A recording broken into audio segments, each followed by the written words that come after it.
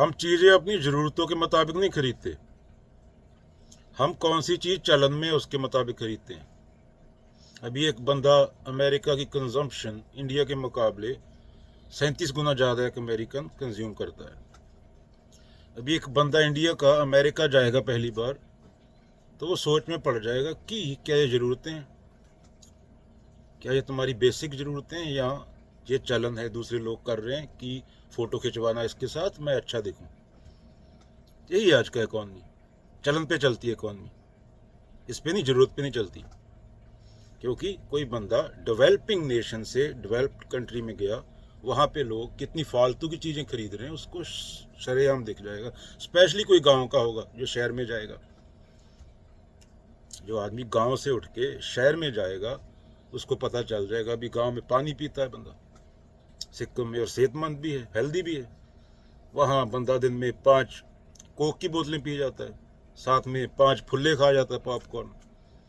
ऐसे ही अब शहर वाला इंडिया का जाएगा उठ के अमेरिका में, उसको साफ दिख जाएगा कितना फूड वेस्ट होता है। जो लोगों के घर में 99% चीज़ें हैं, लोगों को उनकी ज़रूरत भी है या नहीं है, या सिर्फ ऐड दिखा दी। अभी वॉलमार्ट में 1000 प्रकार के सीरियल हैं फॉर एग्जांपल। बंदा उसमें सीरियल खरीदने में, जो सुबह खाने हैं उसको, उसके लिए वो 1 घंटा वेस्ट कर रहा है कि किसका कैसा टेस्ट आएगा। तेरे से पूछ रहा हूँ, क्या तेरी असली ज़रूरत है क्या जो चीज़ तू खरीद रहा है, या तू चलन के पीछे चल के खरीद रहा है। ऐसे ही शादी है, 1990 में शादी 1 लाख में हो जाती थी। 2 आदमी जाके, आदमी और जाके कोर्ट में भी शादी कर सकते, नहीं प्रचार समूर्खों को नचाना है। काजल ने साड़ी पहनी थी जो मूवी में करण जौहर वाली में, वो पहननी है, उसके लिए मूर्ख 30 लाख का लोन लेगा।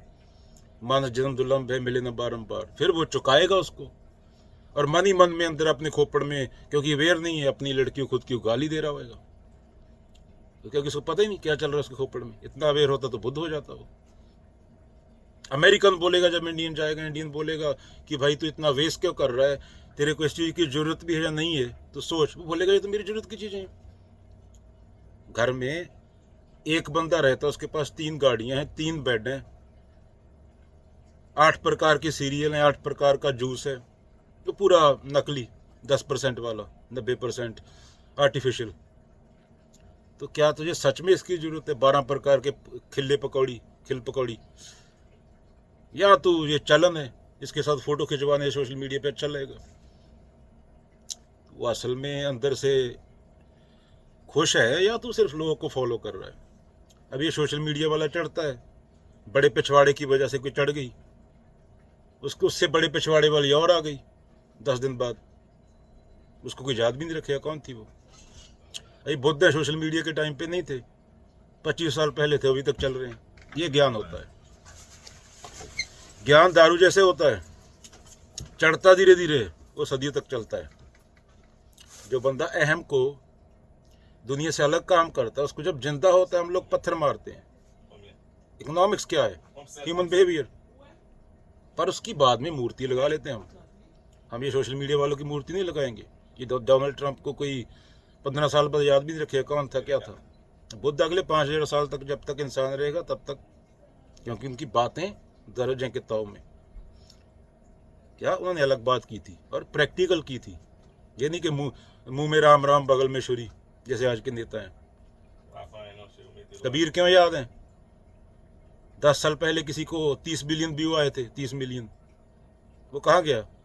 कबीर 6 साल पहले हुए थे। माया मरी ना मन मरा, मर मर गए शरीर, आशा तृष्णा ना मरी, कह के दास कबीर। तो तेरे को खुद से पूछना पड़ेगा, तेरे मन का विचार 30 सेकंड बाद बदल रहा है, तू सेम नहीं रहा।